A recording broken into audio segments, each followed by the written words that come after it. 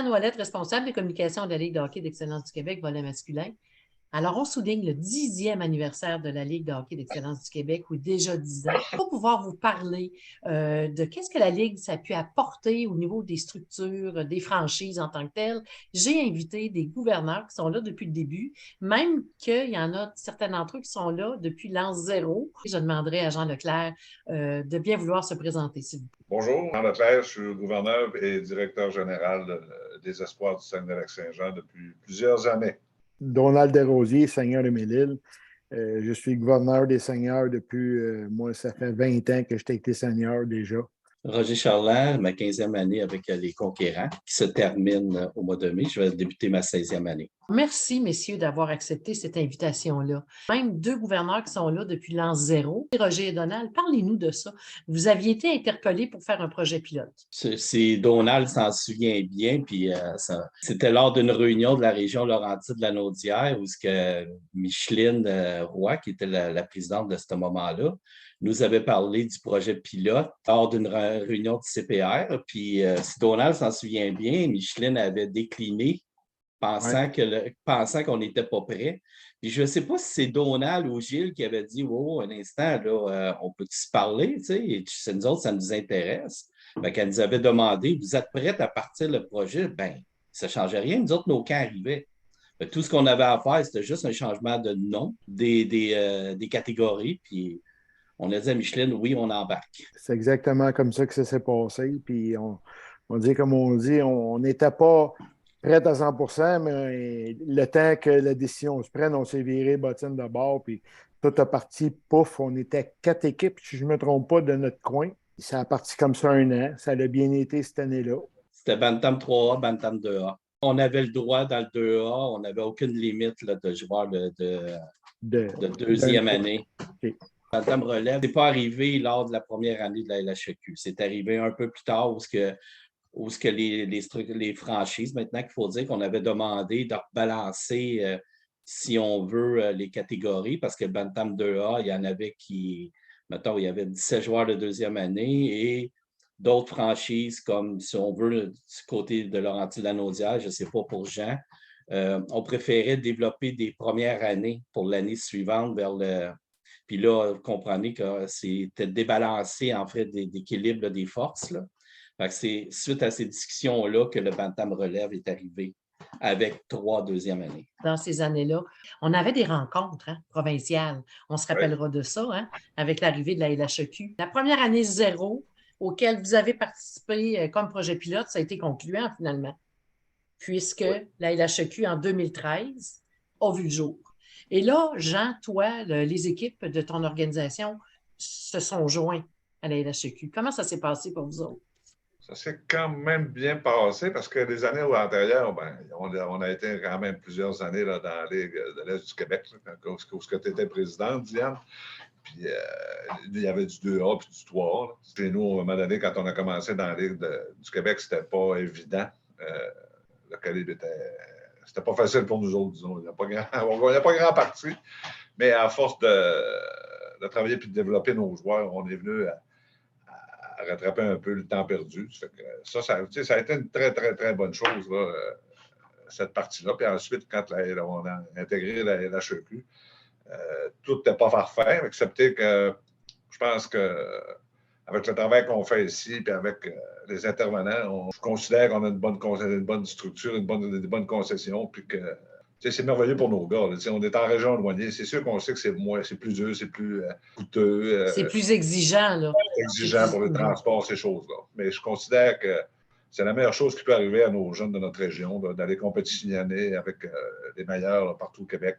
Il n'y a aucun problème avec ce qui s'est passé. Puis je pense que c'est parfait pour nos jeunes. Je présume qu'au niveau administratif aussi, ça a apporté des changements, l'arrivée de la LHEQ, messieurs. De notre côté, c'est sûr que c'est de jongler avec des budgets, là, que ça a été, les budgets n'ont pas explosé, mais on a augmenté pas mal. Là. C'est sûr que nous, on est la plupart du temps, là, on est toujours en autobus. On couche un peu plus souvent que les autres. Fait que c'est vraiment là, de maximiser nos voyages, de préparer nos choses. Dans le fond, moi, je travaille à temps plein là, depuis une douzaine d'années. Je suis vraiment à temps plein là-dedans.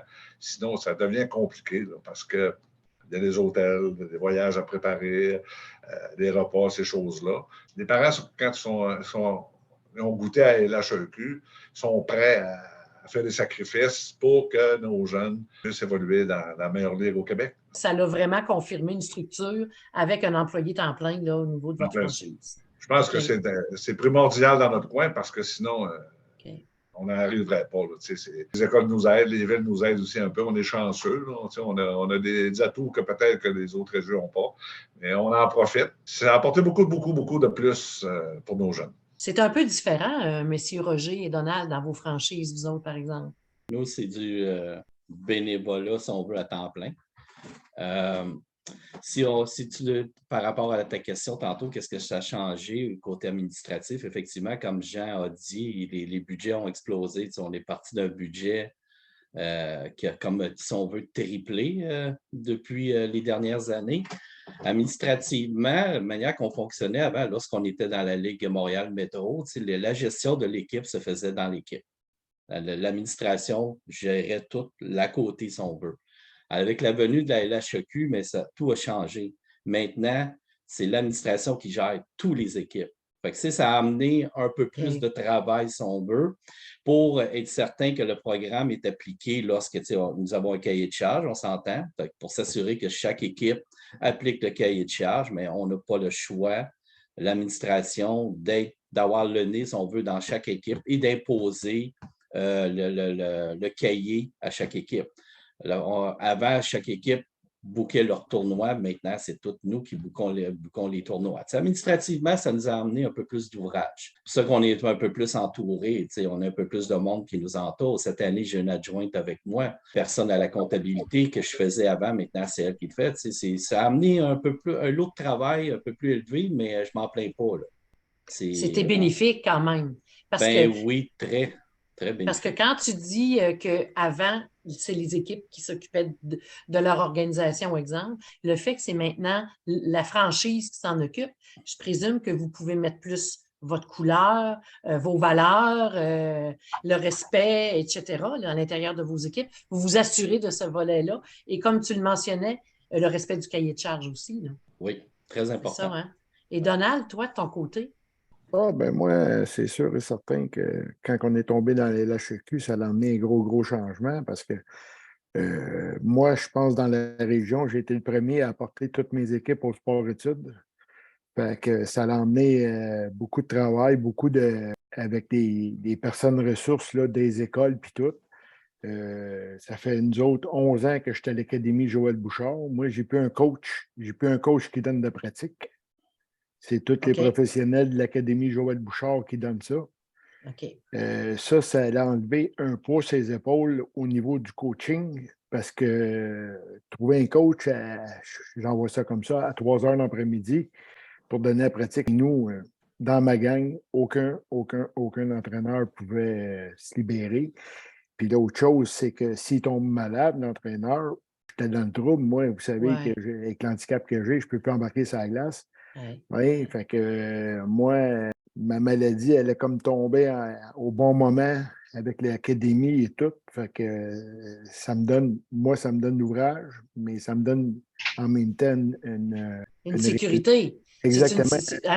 Avec l'académie, vous êtes certain que toutes les équipes peuvent suivre le cahier de charge sur la glace aussi. Oui, ils ont les enseignements que le cahier de charge impose. Exactement. Nous autres, avec le coût, c'est sûr qu'on paye moins nos entraîneurs, nous autres, là, mais j'ai un coût qui est relié avec les entraînements que je donne au centre d'excellence, avec tous les professionnels qui sont là. Puis moi, dans ce centre-là, j'ai le gars qui est en physio en haut, puis j'ai le gars qui est au gymnase en haut.